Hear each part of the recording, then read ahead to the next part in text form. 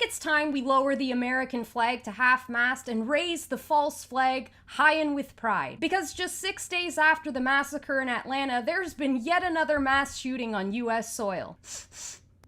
Does anybody smell bullshit? Fool me once, shame on you. Fool me twice, shame on me. Fool me 3 times, and it was probably a white guy's fault. Which is precisely the assumption that was made by Blue Check Team Psychosis shortly after news broke that there was a live shooter in a supermarket in Colorado. Kamala Harris's niece tweeted, "The Atlanta shooting was not even a week ago. Violent white men are the greatest terrorist threat to our country." Julie wrote a book DeCaro stated that she is extremely tired of people's lives depending on whether a white man with an AR-15 is having a good day or not. Uzair Rizvi, a journalist who claims to debunk misinformation, tweeted that the shooter was only apprehended and not choked or shot to death because he was not brown, black, or Muslim. Welcome to journalism in 2021, folks, where feelings are facts and facts are minor inconveniences. Like the inconvenient fact that the shooter was both Muslim and not white. He was a Syrian immigrant with supposed ISIS sympathies. Interesting that less than a month after Biden bombed Syria, the invisible Middle Eastern boogeyman comes back from the dead. But that's not the only predetermined takeaway from this tragedy. It's also glaringly obvious that the enemy the media wants you focused on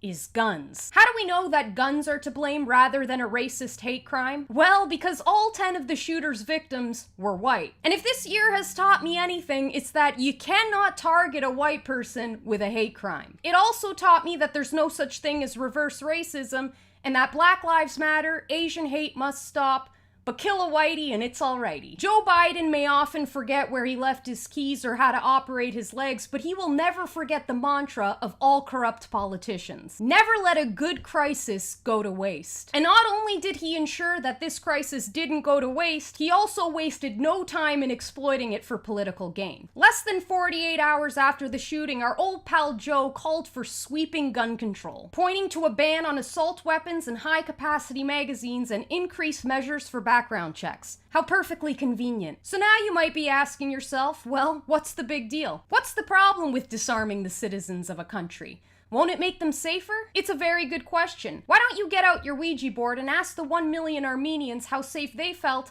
after they were disarmed but before they were genocided? Or the 6,000 Native Americans who died on the Trail of Tears? Or the 2 million Cambodians killed by Pol Pot? Or the 24 million Russians killed by Stalin? In this current social climate rife with genocidal language, like whiteness is a virus and anti-vaxxers are a national health threat, I'd be especially vigilant when it comes to policies that aim to render Americans defenseless. Because history has taught us that the only reason the government would want to disarm you is that they're about to do something you would shoot them for.